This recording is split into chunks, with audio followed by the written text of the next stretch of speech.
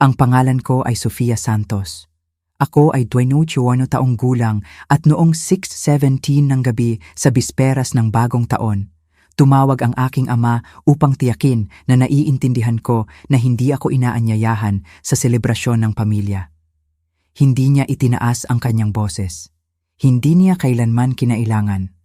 Pinapanghiya mo ang lahat, sabi niya, na parang kinakansela lang niya ang reserbasyon sa hapunan sa halip na itakwil ang sariling anak. Manatili ka sa bahay. Huwag mong sirain ang mood. Tiningnan ko ang pilak na damit na nakasabit sa tabi ng aking mesa, pagkatapos ang final launch dashboard na kumikinang sa laptop ko. Sa loob ng 3 taon, itinayo ko ang Veda ng lihim matapos niyang basagin ang ideya bilang batang eksperimento. Nang gabing iyon, habang ang kanyang mga bisita ay nagtaas ng baso para sa kinabukasan ng kanyang kumpanya sa loob ng aming bahay-bahayan sa beach sa Batangas, ako ay nakaupo mag-isa sa aking apartment at pinanood ang countdown na umabot sa 0. Sa hating gabi, sumabog ang lungsod. Bandang 12:01 ng umaga, tumunog ang telepono ko. Nanginginig ang boses ng kapatid ko kaya halos hindi ko nakilala. Ano ba ang ginawa mo? Nakita ni Daddy ang balita. Halos hindi na siya makahinga. Nirefresh ko ang screen. Nasa lahat na ang anunsyo. Inilunsad ang Veda na may internasyonal na suporta.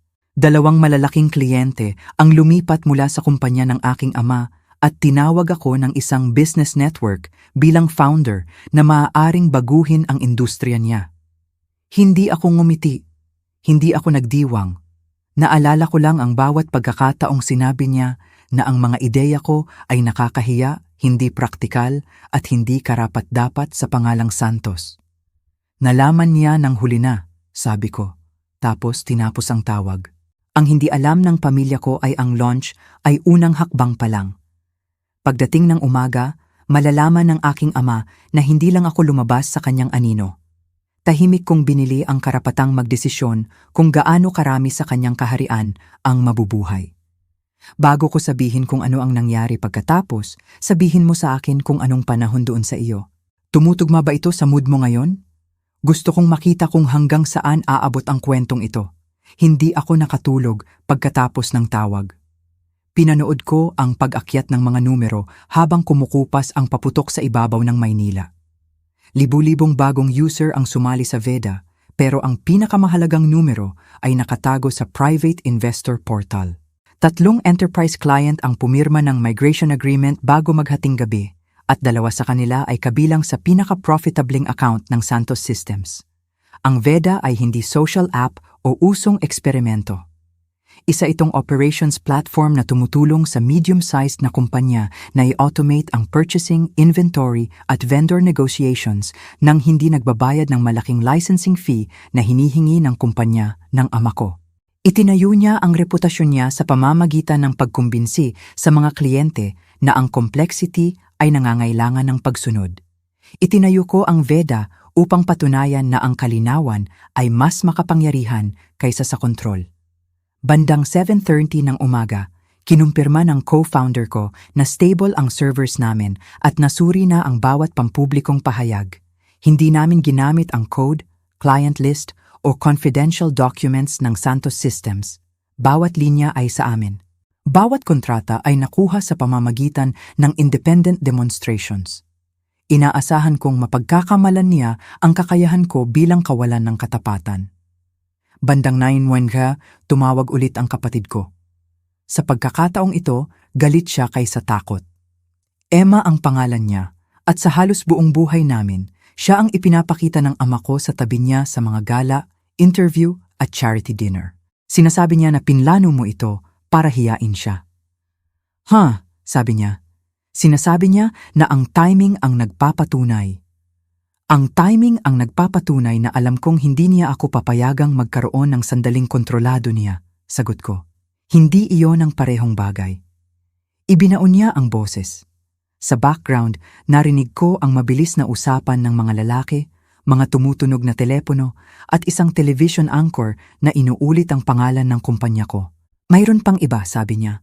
Nagpadala ang Santos Systems ng acquisition offer sa Veda noong nakaraang buwan, di ba? Naging tahimik ako. Dumating ang offer sa pamamagitan ng intermediary pero agad kong nakilala ang wika ng ama ko.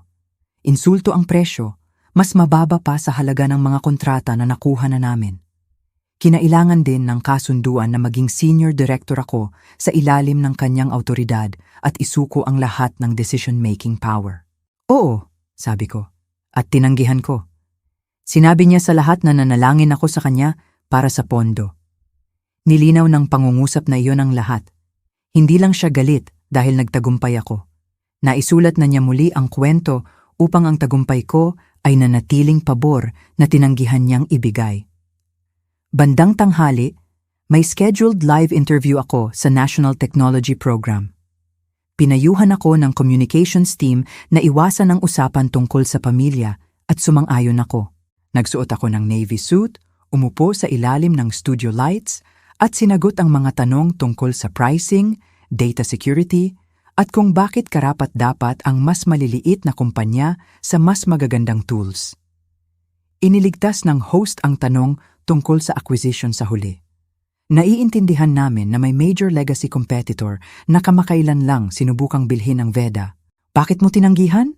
Tiningnan ko ng diretso ang kamera. Dahil ang offer ay pinahalagahan ang teknolohiya namin bilang banta na dapat ilibing, hindi negosyo na dapat itayo.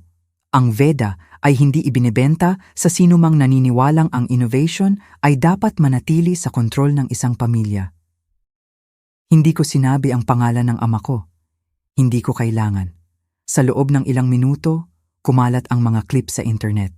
Nagsimulang ihambing ng mga analyst ang growth model namin sa mahal at outdated na istruktura ng Santos Systems. Bumaba lang ng 4% ang share price ng kumpanya. Hindi naman collapse, pero mahalaga ang simbolismo. Ilang dekada niyang ipinakita ang sarili bilang hindi matitinag. Ngayon, hayagang tinanong ng merkado kung kaya pa niyang umangkop. Tumawag siya habang nasa studio hallway pa ako. Ginamit mo ang pangalan ko nang hindi ito ginagamit, sabi niya. Kontrolado ang paghinga niya, pero narinig ko ang strain sa ilalim. Gusto mong ikonekta ako ng mga tao sa offer na yon. Ikaw ba ang gumawa ng offer? Tanong ko. Hindi iyon ang punto. Iyon lang ang punto. Binalaan niya ako na pabago-bago ang mga investor, na maaaring mawala ang publicity at na kailangan ko rin ang pamilyang hiniya ko. Pagkatapos ay ginawa niya ang pagkakamaling nagtapos sa anumang natitirang duda sa akin. Sabi niya, pumunta ka sa branch bukas. Ayusin natin ang maliit mong rebelyon ng pribado. Hindi pag-usapan, hindi intindihin. Ayusin. Agad akong sumang-ayon at ang katahimikan niya ang nagsabi sa akin na inaasahan niya ang pagtutol. Naniniwala siyang babalik ako para disiplinahin. Hindi niya alam na 6 na linggo ang nakalipas, tahimik na nilabag ng Santos Systems ang debt covenant matapos mawala ng government contract. Binili ng mga investor ko ang malaking bahagi ng mga discounted notes na yon sa pamamagitan ng restructuring fund. Hindi ko binili ang kumpanya ng ama ko, pero nakakuha ako ng upuan na sapat na malapit sa mesa upang hindi na niya ako mapapalaya sa silid. Nasaktan ng launch ang imahe niya. Ang mga dokumento sa briefcase ko ay maaaring alisin ang kontrol niya. Kinabukasan, dumating ako sa beach house bandang eksaktong 11:00. Ilang taon akong pumasok sa side door dahil ayaw ng ama ko na makita ako ng business associates sa casual clothes o marinig akong hamunin siya sa almusal. Sa pagkakataong ito, pumasok ako sa main entrance na may hawak na slim black briefcase. Puno ang dining room, ang nanay ko, si Emma, 3 executives ng Santos Systems, ang family attorney at ang chief financial officer. Hindi ito family brunch. Si David Santos, ang aking ama, ay nagtipon ng audience dahil ang kahihiyan ay isa sa kanyang management tools. Nariyan na siya, anunsyo niya. Ang overnight visionary natin. Walang tumawa. Mas inis siya doon kaysa kung may tumawa. Itinuro niya ang bakanteng upuan na pinakamalayo sa kanya. Nanatili akong nakatayo. Sinabi mo kay Emma na pribadong usapan ito, sabi ko. Nagpasya ako na ang accountability ay nangangailangan ng mga saksi. Kaya naman sumasang-ayon tayo, sagot ko. Inilagay ang briefcase sa mesa. Nanikit ang mata niya. Nagsimula siya sa talumpati tungkol sa katapatan, Sinasabing binayaran ng Santos Systems ang edukasyon ko at protektado ang kinabukasan ko. Hindi niya sinabi na binayaran ko ang graduate tuition matapos niyang subukang gamitin ito para pilitin akong pumasok sa kumpanya niya. Pagkatapos ay inakusahan niya ang Veda ng pagsasamantala sa pangalang Santos habang ina-attack ang legacy nito. Pagkatapos ay nagpresenta siya ng solusyon.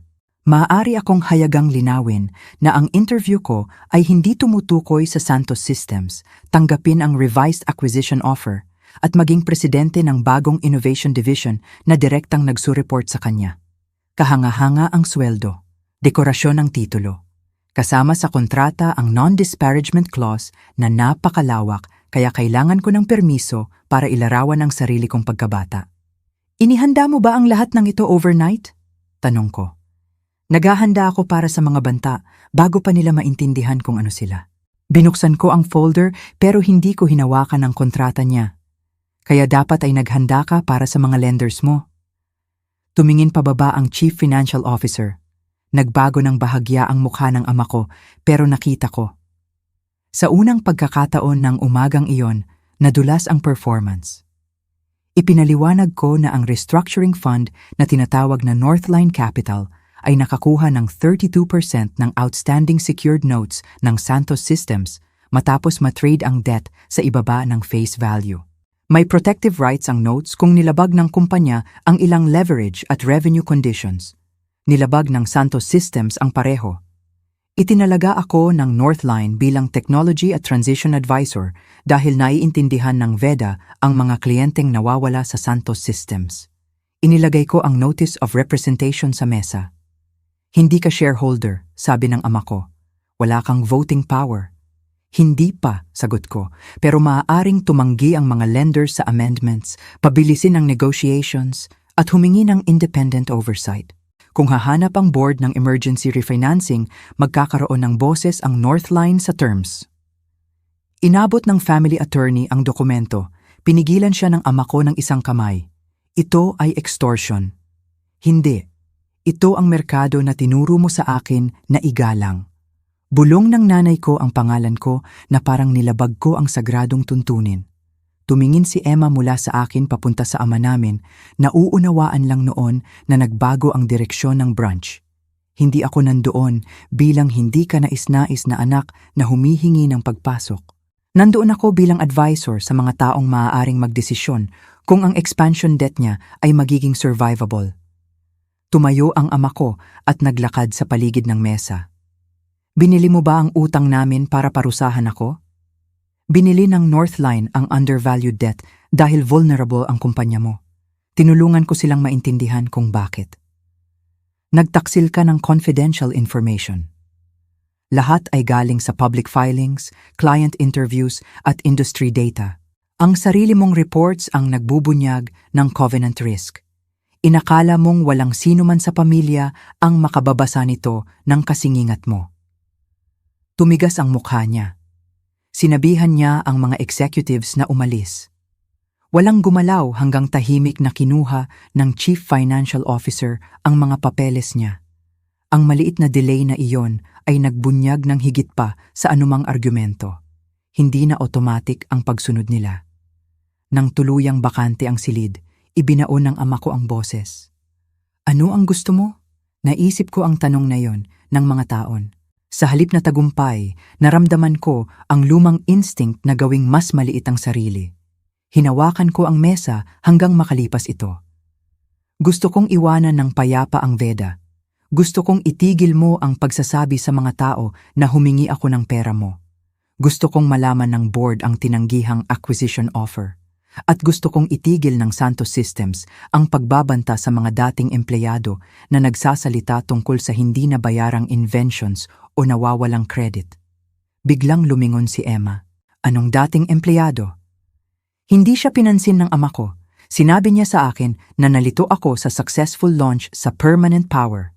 Sinabi niyang makakalimutan ako ng merkado, babalik ang mga kliyente, at ibebenta ng Northline ang notes nito kapag naibalik niya ang kumpiyansa. Marahil, sabi ko. Pero hanggang noon, bawat desisyon mo ay susuriin ng mga taong hindi mo matatanggi bilang emosyonal. Lumapit siya ng sapat para ako lang ang makarinig. Pagsisisihan mo ang paggawa ng kaaway sa sarili mong ama. Tiningnan ko ang mata niya. Naging kaaway kita sa sandaling hindi na ako naging kapaki-pakinabang bilang anino mo. Umalis ako nang hindi kumain. Sa likod ko, tinawag ni Emma ang pangalan ko, pero hindi ako lumingon. Ang batang babae na dating naghihintay sa labas ng dining room para sa pag-apruba ay tuluyang lumayo, may dalang bagay na mas malakas kaysa galit. Leverage. Gayunpaman, ang tunay na break ay dumating bago ako umabot sa kotse. Nagpakita ang telepono ko ng encrypted message mula sa isang mamamahayag.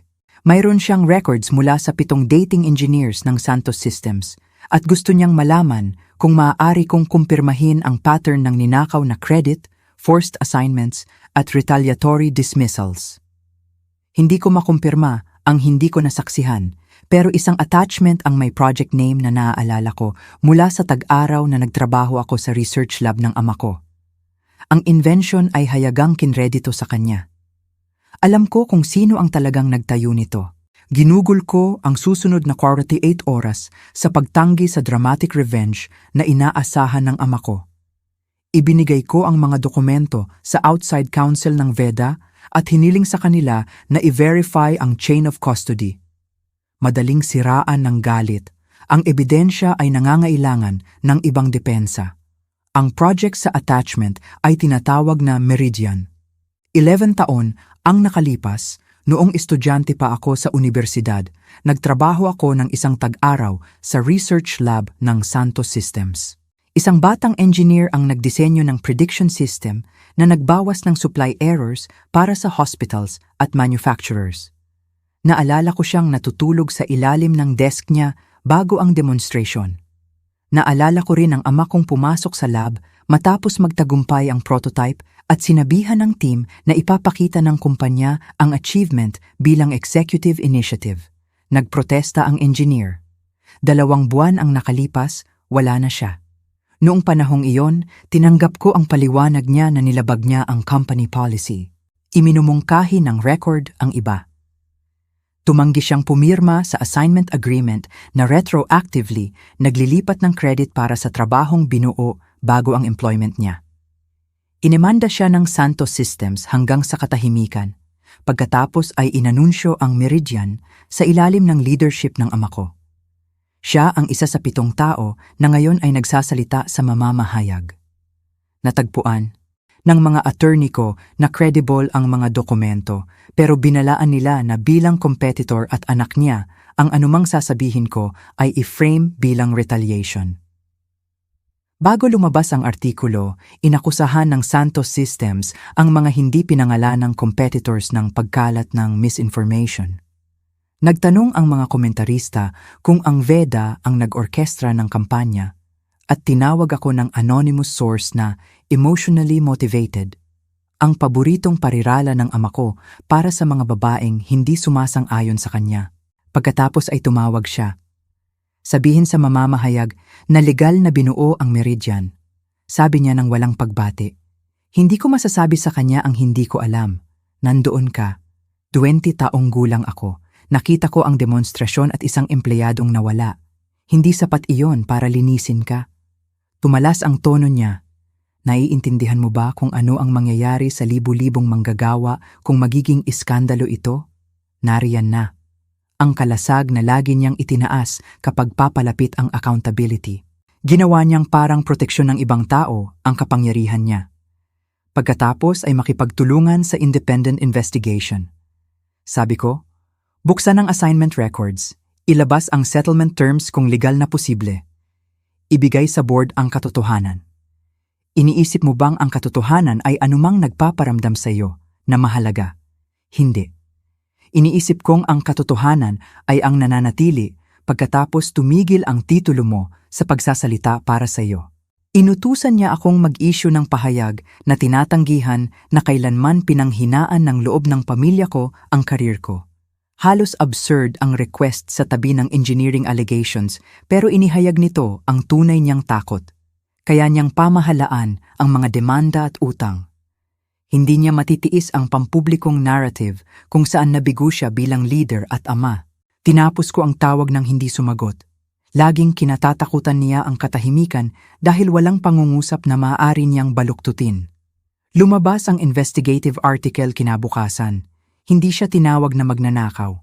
Idinokumento nito ang mga kontrata, demanda, disputed patents, at interview sa dating empleyado na naglarawan ng paulit-ulit na pattern. Ang mga batang engineers ay lumikha ng mahahalagang systems. Humingi ang executives ng retroactive ownership at public credit. At sino mang tumutol ay nahaharap sa legal pressure. Binanggit din ng artikulo na ang kanyang bunsong anak ay nagtayo ng rival company matapos tanggalin ang internal proposal. Ang iisang linya na iyon ang nagkonekta sa corporate pattern sa buhay ko nang hindi ako kailangang mag-akusa sa kanya ng anuman. Bandang tanghali, 2 board members ang humiling ng special meeting. 3 major clients ng Santos Systems ang nagtigil sa renewal negotiations habang may internal review. Bumaba ulit ang share price, sapat na para mag-trigger ng lender concern. Formal na humiling ang Northline Capital ng access sa covenant calculations at litigation exposure. 7 beses tumawag ang ama ko. Wala akong sinagot. Dumating si Emma sa VEDA bago lumubog ang araw at nagtaka sa working teams. Sinabi ni Daddy na binabayaran ng mga investor ang publicity stunt. Inamin niya. Pagkatapos ay iniabot niya sa akin ang tablet na may 15 taong family photographs. Sa halos bawat imahe, nakatayo siya sa tabi ng ama namin habang ako ay nasa gilid o wala sa lahat.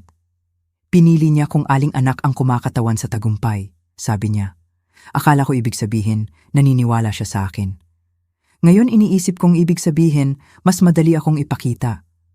Gusto kong aliwin siya, pero mas mahalaga ang katapatan. Naniniwala siya sa'yo. Ginamit din niya ang paniniwalang iyon para hatiin tayo. Nagtanong si Emma kung sinusubukan ko bang sirain siya. Sinabi ko sa kanya ang totoo. Gusto kong maramdaman niya kung ano ang pakiramdam ng mawalan ng kontrol sa kwento. Pero ang VEDA ay hindi kailanman itinayo para sirain ang Santos Systems. Itinayo ito dahil kailangan ng industriya ng mas mabuti. Ang mangyayari susunod ay depende kung protektahan niya ang kumpanya o ang trono niya. Sinabi niya na hiniling sa kanya ng board na hikayatin ako na pag-aanin ang posisyon ng Northline. Ipinadala siya ng ama ko, pero hindi niya sinabi sa kanya ang tungkol sa mga lumang engineering cases. Nauunawaan na niya ngayon kung bakit. Hindi niya pinagkakatiwalaan siya sa katotohanan. Pinagkakatiwalaan niya siya sa mensahe niya. Ano ang dapat kong gawin? Tanong niya. Ito ang unang pagkakataong nagtanong ang ate ko sa akin nang hindi alam na ang sagot na gusto ng ama namin. Magdesisyon kung gusto mong maging mensahero niya o sarili mong tao. Sabi ko. Umalis siya nang walang ipinangako. Nang gabing iyon, sa wakas ay dumating mismo ang ama ko sa VEDA. Tumawag ang security mula sa lobby bandang 10:42 ng gabi. Wala siyang appointment, walang attorney at walang executive sa tabi niya. Sa unang pagkakataon sa buhay ko, si David Santos ay naghihintay sa ibaba para sa permiso na pumasok sa gusaling kontrolado ko. Pinaghintay ko siya ng 11 minuto. Hindi para hiyain siya, bagaman magsisinungaling ako kung sasabihin kong walang satisfaction. Kailangan ko ng oras para ilipat ang team ko palabas ng conference room at hingin sa general counsel namin na manatili sa malapit. Itinayo ng ama ko ang autoridad niya sa pamamagitan ng pagkontrol sa environments. Ang opisina niya, ang dining table niya, ang stage niya, ang guest list niya. Sa opisina ko, wala siyang mga advantage na iyon. Nang pumasok siya, mukhang mas maliit siya kaysa noong brunch. Hindi dahil nagbago siya pisikal, kundi dahil walang nire-react sa presensya niya. Hiningi ng receptionist na pirmahan niya ang visitor log at walang tumigil sa trabaho para hangaan siya. Pinag-aralan niya ang opisina na parang naghahanap ng ebidensya na kinopya ko siya. Wala siyang nahanap. Dinala ko siya sa opisina ko at nanatiling nakatayo hanggang umupo siya. May meeting ang board bukas, simula niya. Nagbabanta ang mga lenders na ideklara ang default. Humihiling sila ng impormasyon na karapatan nilang matanggap. Hindi aaprubahan ng Northline ang amendment maliban kung irekomenda mo. Tama yon. Inilagay niya ang parehong kamay sa tuhod. Ano ang presyo mo? Inaasahan ko ang tanong, pero tinamaan pa rin ako ng contempt sa loob nito. Kahit ngayon, naniniwala siyang bawat paniniwala ay nagtatago ng transaksyon. Inilipat ko ang term sheet sa desk. Hindi ito purchase price. Ito ay rescue structure. Magbibigay ang Northline at 2 investor ng bridge financing habang susuportahan ng VEDA ang shared clients sa pamamagitan ng controlled transition. Kapalit, magtatalaga ang Santos Systems ng independent chair, imbestigahan ang intellectual property claims, bayaran ang mga empleyadong ang trabaho ay maling kinredito at itigil ang retaliatory litigation.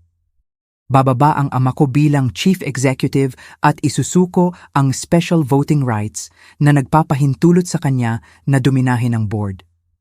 Binasa niya ang huling kondisyon ng 2 beses. Gusto mo ang kumpanya ko. Gusto kong mabuhay ang kumpanya pagkatapos mo. Tumigas ang panga niya. Inakusahan niya ako ng paggamit ng temporary crisis para nakawin ang lifetime of work. Ipinaalala ko sa kanya na maaaring tanggihan ng board ang deal at maghanap ng ibang lender. Alam niyang sinubukan na nila. Ayaw ng mga bangko ang reputational risk at gusto ng private equity firms ng mas malalim na cuts kaysa sa iminungkahi ng Northline. Ikaw ang nagtayo ng bitag na ito, sabi niya. Pinalawak mo gamit ang utang.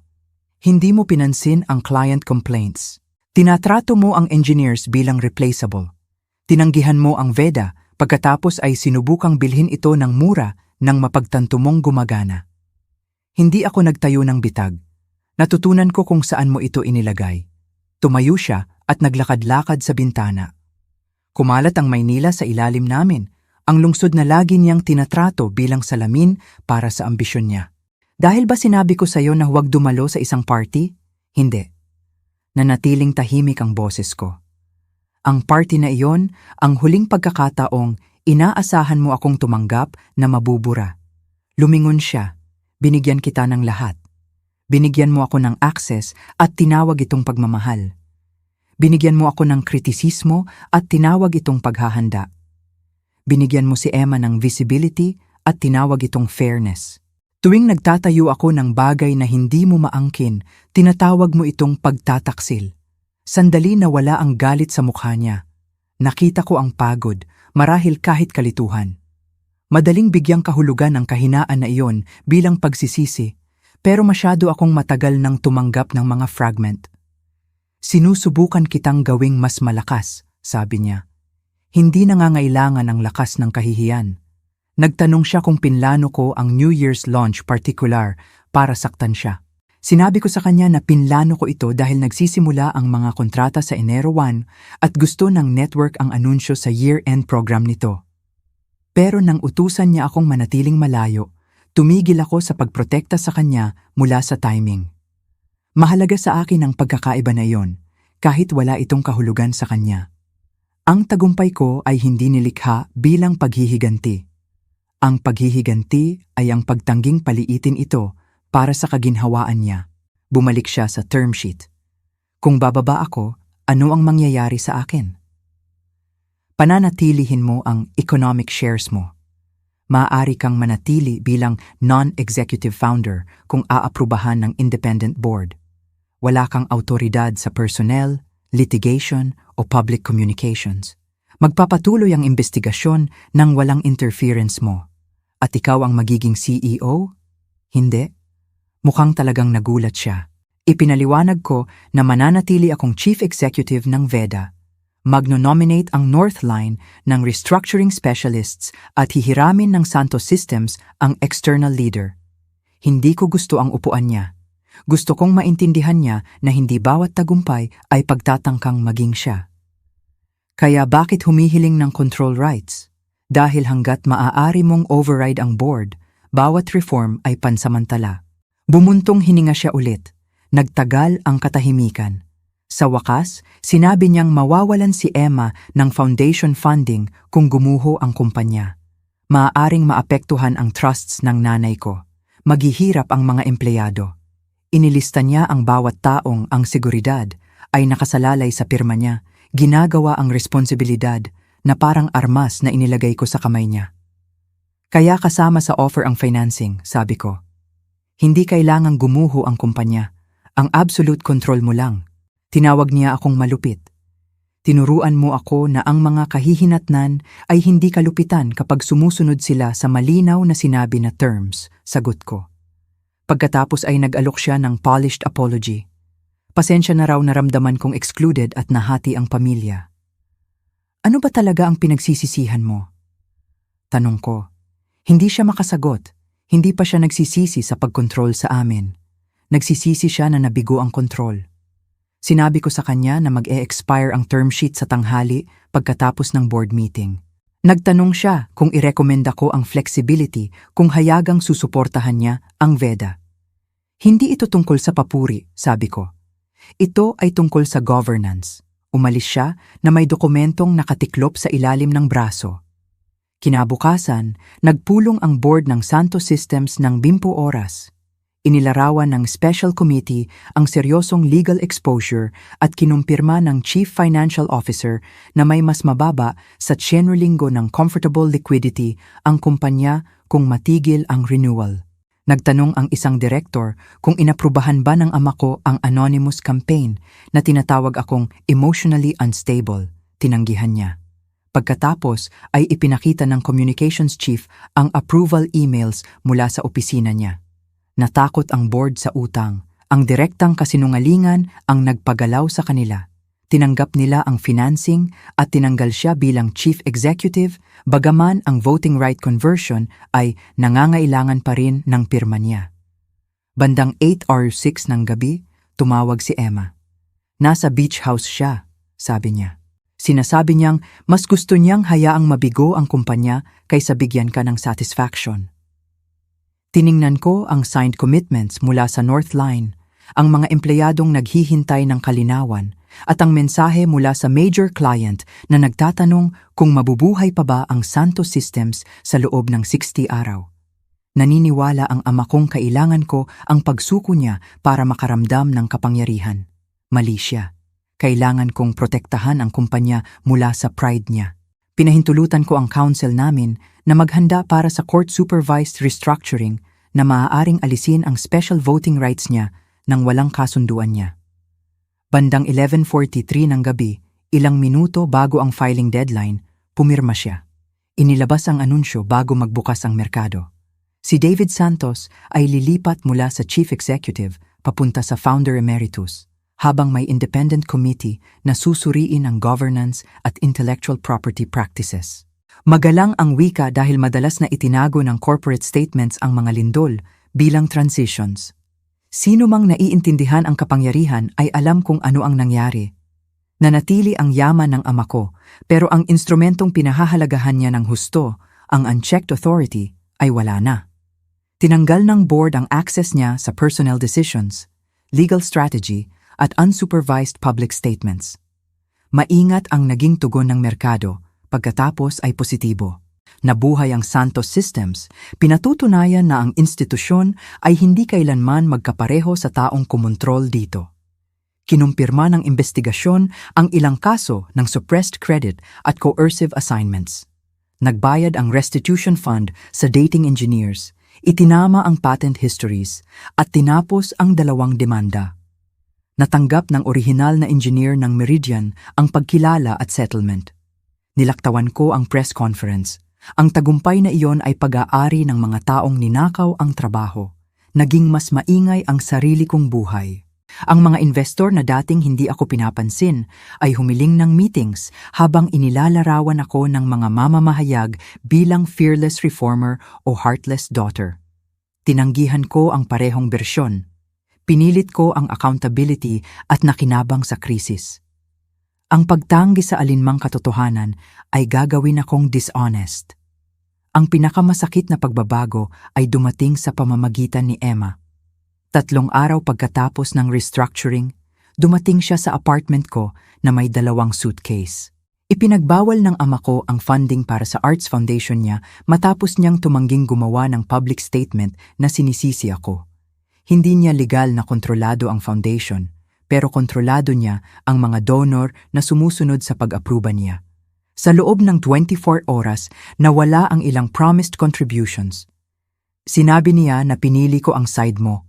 Sinabi niya sa akin. Sinabi ko sa kanya na hindi dapat may sides. Tumawa siya ng isang beses ng walang humor. Sinabi niyang tanging mga taong walang prinsipyo ang nagsasabi nito. Ilang taon niyang pinaniwalaan na siya ang favored daughter dahil siya ay exceptional.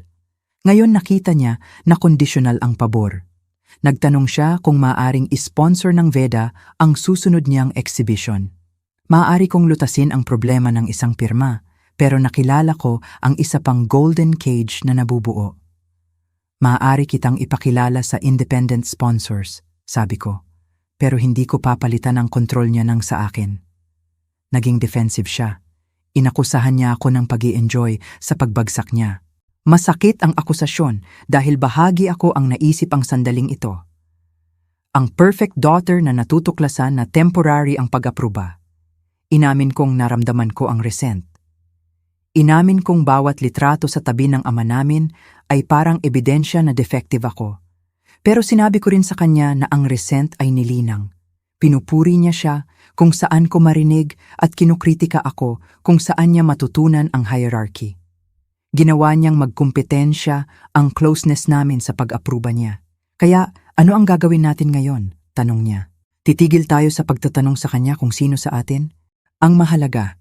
Nagrenta si Emma ng maliit na studio at naglunsad ng modest exhibition nang walang Parker Foundation.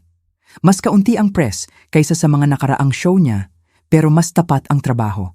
Isang installation ang nagpakita ng mahabang dining table na may isang upuan lang na iluminado sa isang pagkakataon habang ang recorded voices ay inuulit ang conflicting instructions tungkol sa loyalty, gratitude at success. Nakatayo ako sa likod sa opening night at naintindihan na nahanap niya ang sarili niyang wika para sa parehong bilangguan. Hindi dumalo ang nanay namin. Nagpadala siya ng bulaklak na walang card. Walang ipinadala ang ama ko. Ilang linggo ang nakalipas, tinanong ni Emma ang tanong na iniiwasan ko.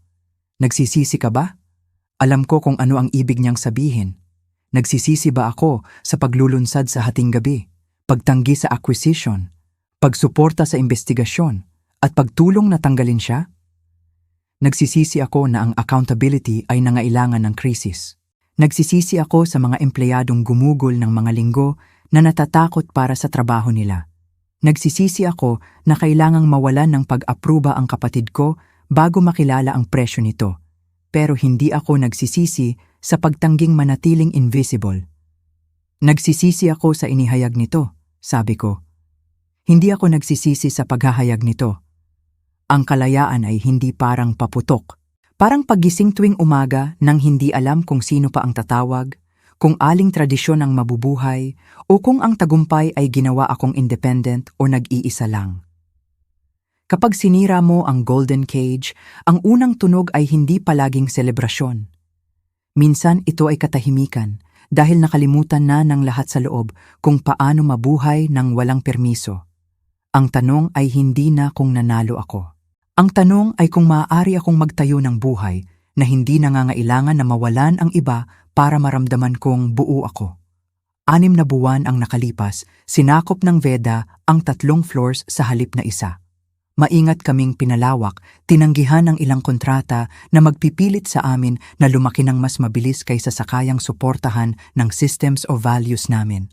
Nag-stabilize ang Santos Systems sa ilalim ng bagong chief executive at nagsimulang i-integrate ang mga bahagi ng Veda sa pamamagitan ng commercial partnership na inaprubahan ng independent directors.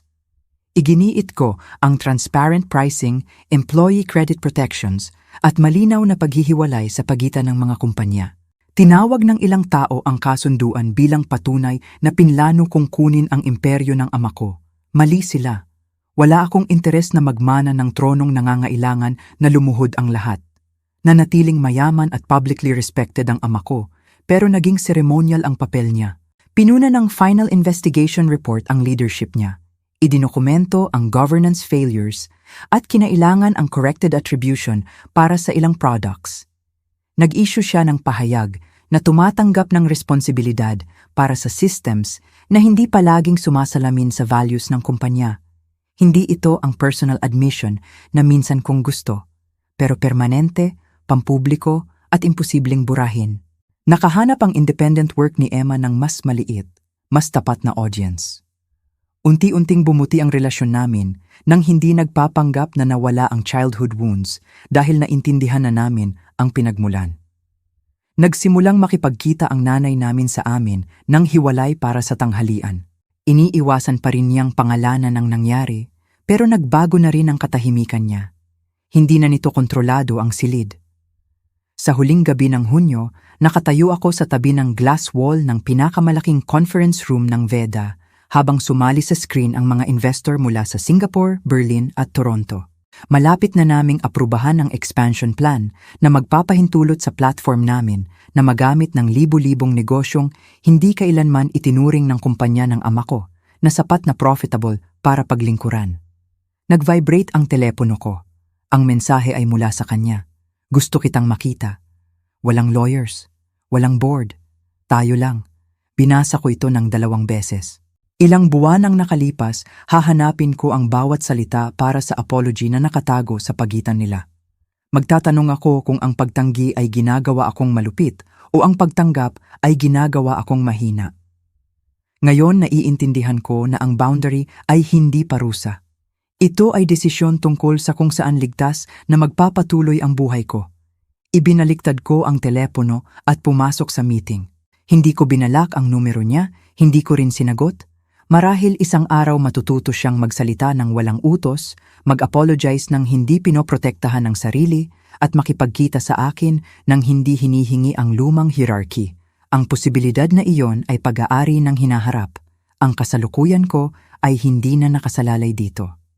Sa dulo ng meeting, unanimously na ipasa ang expansion vote. Napuno ang silid ng tahimik na palakpakan, hindi para sa family name, kundi para sa trabahong itinayo ng team ko ng sama-sama. Sa labas, kumikinang ang Maynila sa ilalim ng night sky. Minsan akong naniwala na ang tagumpay ay parang panunood sa ama kong mawalan ng lahat. Sa halip, parang pagkaalam na hindi na niya kailangang mawalan ng isa pang bagay para malaman ko ang worth ko. Binayaran niya ang presyong pinakamahalaga sa kanya. Ang kontrol niya, ang unquestioned image niya, at ang katiyakan na ang mga anak niya ay mag-o-orbit sa kanya magpakailanman. Ako rin ang nagbayad. Hindi na babalik ang pamilyang Santos sa polished illusion na ipinakita sa bisperas ng bagong taon. Pero ang illusion ay hindi katulad ng tahanan. Ang pagpili ko ba ay kumpletong kalayaan o mapait na tagumpay na binili ng pagtatapos ng pamilya ko gaya ng kilala ko? Wala pa rin akong simpleng sagot. Sabihin mo sa akin kung ano ang gagawin mo. Bubuksan mo ba ang pinto sa reconciliation o lalakad ka sa hinaharap ng hindi lumilingon? Pinahahalagahan namin ang iyong oras at suporta. Ang fictional story na ito ay ginawa lang para sa entertainment, edukasyon at dramatic reflection. Umaasa kami na naiintindihan nila na ang iyong boundaries ay hindi kailangang maintindihan ng lahat para maging valid. Kung pinoprotektahan ng boundary ang iyong kapayapaan, dignidad at emotional health, maaaring sapat na iyon.